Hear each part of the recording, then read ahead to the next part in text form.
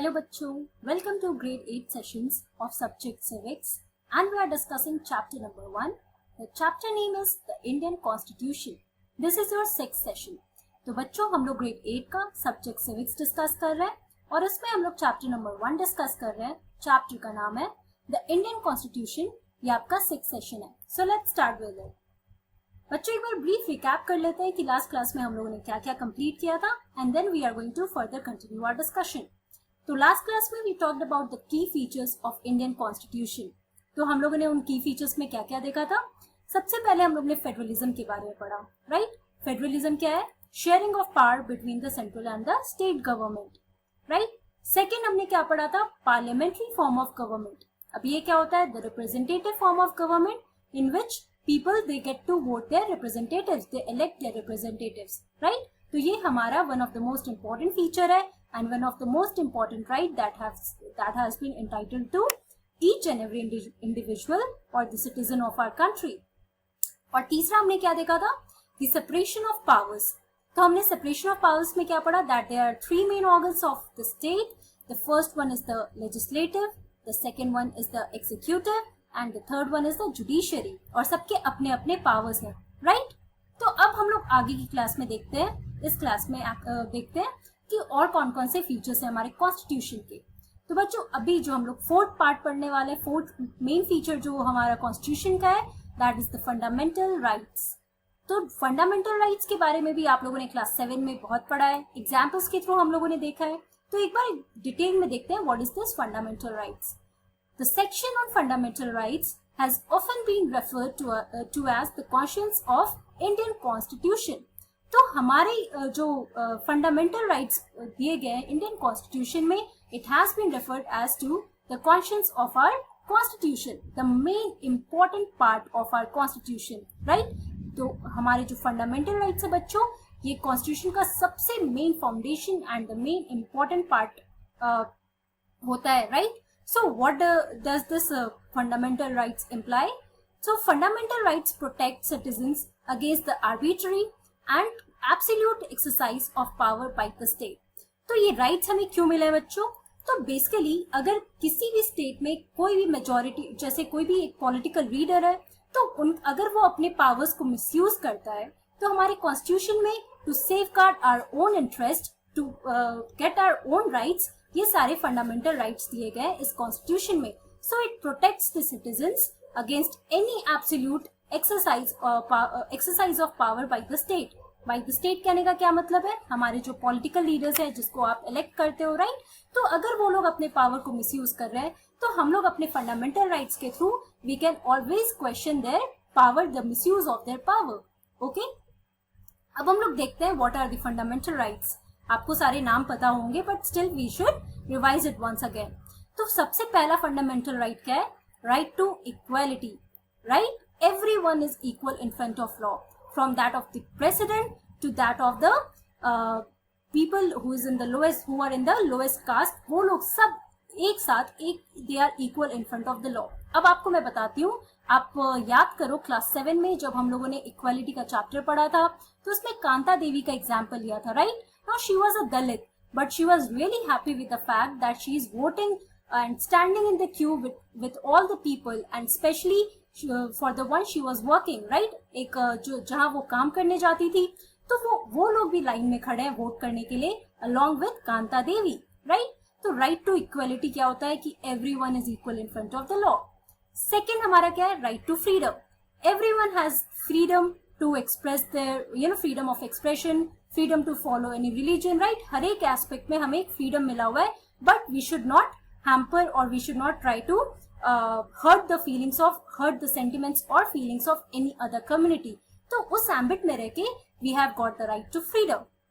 Again, the third one is right against exploitation, right? तो किसी को भी there is no ways in which we can exploit any individual in case of minority, या फिर in case of gender, sex or on the basis of race. तो इन सब reasons, इन सब criteria में we can't exploit anyone. So we have this right, fundamental right of right against exploitation, right? Right to freedom of religion. Anyone has the freedom to follow any religion. Right to culture and education, इसमें कोई भी culture का अपना different cultures को अपना respect मिला है. Also education के फॉर्म में ईच एंड एवरी इंडिविजुअल ही has the right to get education, right. Also right to constitutional remedies, ये हमारे कॉन्स्टिट्यूशन का बहुत इंपॉर्टेंट पार्ट है, this right to constitutional remedies. Okay, तो बेसिकली आप याद रखो कि हमारे कितने फंडामेंटल राइट्स है, बेसिक 6 फंडामेंटल राइट्स हैं. Right to equality, right to freedom, right against exploitation, right to freedom of religion, right to culture and education, and right to constitutional remedies. Okay, also once Dr. Bhimrao Ambedkar, he said that these fundamental rights have twofold objectives. Now let us see these objectives. The first objective is that every citizen must be in position to claim those rights, right? Each and every citizen should be in a position so that he can claim that right that has been provided by our constitution. And secondly, these rights must be binding upon every authority that has got the power to make the laws. तो ये जितने भी rights है बच्चों, ये सारे rights हर एक person के लिए, जो भी अथॉरिटी में, जिसके पास भी पावर है ये सारे लॉज बनाने के, उनको भी इस एम्बिट में रखा गया है कि आपको अगर कोई प्रॉब्लम है गवर्नमेंट से, या फिर कोई एक political leader who is in also power, या फिर जो भी लोग ये लॉज बनाते हैं, you can question them for your own rights, to claim your own rights, right.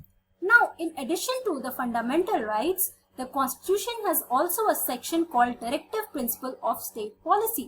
Now, let us see what is this Directive Principles of State Policy. Now, what does this do? It ensures greater social and economic reform, right? कि हमारे country में बहुत social और economic reforms की जो भी जरूरत है वो हमारे directive principles of state policy के अंदर है. And to serve as a guide to the independent Indian state to institute laws and policies that help to reduce the poverty of the masses. तो basically इसके अंदर क्या है, it serves as a guide to reduce the poverty of the masses.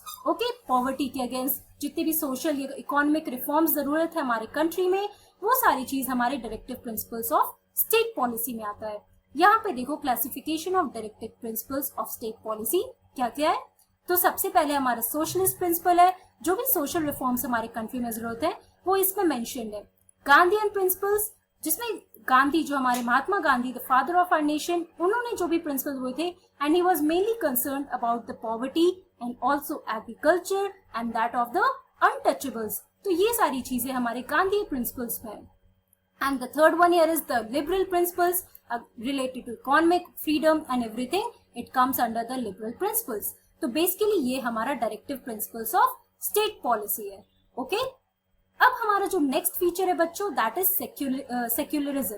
तो हम देखते हैं what is secularism. So a secular state is one in which the state does not officially promote any one religion as the state religion. Okay?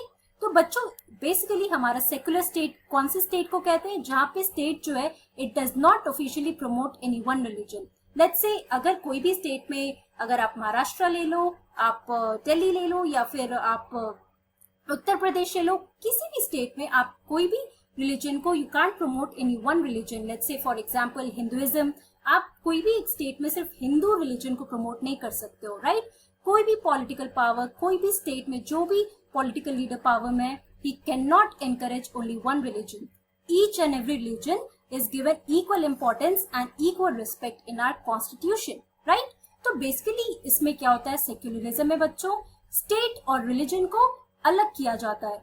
कोई भी state allowed नहीं है कि वो एक कोई पर्टिकुलर रिलीजन को वो अपना एक स्टेट रिलीजन बनाए, या फिर एक पर्टिकुलर रिलीजन को अपने स्टेट में उसको प्रमोट करे. So all the religions, they are equal and they should be respected equally, right? So let it be Hinduism, let it be Christianity, let it be the Islam और Jainism, Buddhism.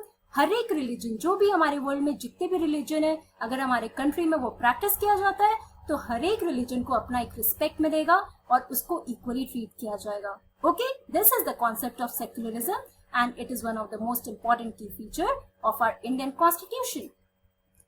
अब जो हमारा last feature है बच्चों, आपके book में mention किया हुआ है, बस नाम दिया हुआ है बट डिटेल्स नहीं दिए हुए हैं.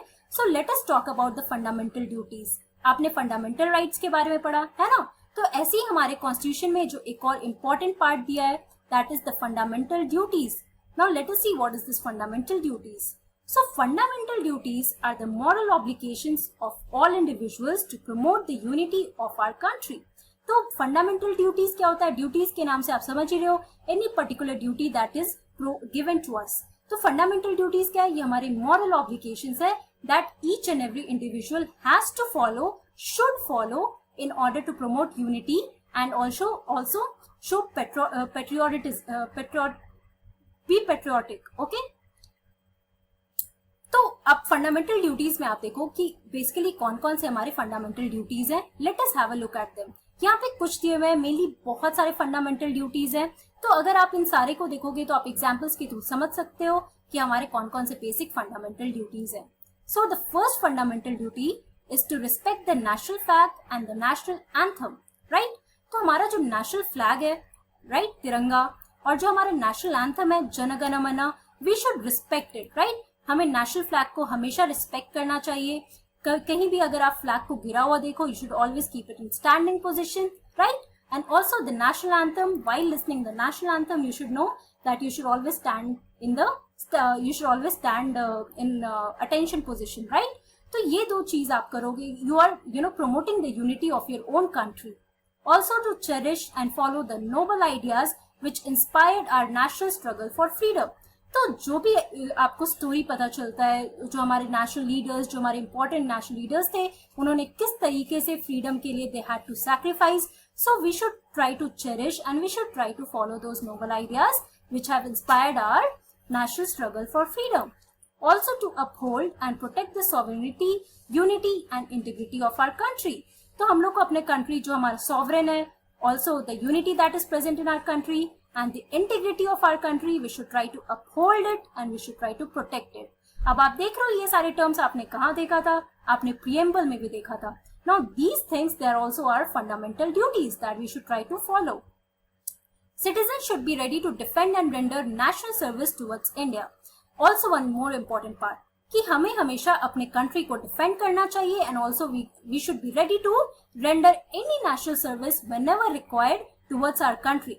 अब आप देख रहे हो इन सारी चीजों से आप क्या कर रहे हो, अपने कंट्री का आपका पेट्रियोटिक जो आपके पेट्रियोटिक थॉट्स है वो अगर आप ये सारे फंडामेंटल ड्यूटीज फॉलो करोगे, so you are trying to show your patriotic duty towards your country and also you are enhancing और you are promoting the unity of your country. So it is a must thing that each and every individual, each and every citizen of our country should follow these fundamental duties that are given in our Indian Constitution. Okay? तो बच्चों in short आज के class में हम लोगों ने देखा की features of our Indian constitution. अब आपको मैं बता देती हूँ कौन कौन से मेन फीचर्स है for division. So first one was federalism, second one was parliamentary form of government, third one was separation of powers, fourth one was fundamental rights, then secularism and fundamental duties. तो आप लोगों ने ये सारे की features पढ़ लिए and this was the last topic that of our first chapter, the Indian constitution. In short, we have completed our first chapter and you should go and read the NCERT book. आप लोग ये video से mostly सारे parts cover कर लियो, right. आप लोगों ने सबसे पहले पढ़ा what is constitution, also why the importance of constitution, as in why the constitution is needed for our country, and also at last we saw the key features of our constitution, right. तो हमने ये पूरा chapter complete कर लिया है बच्चों.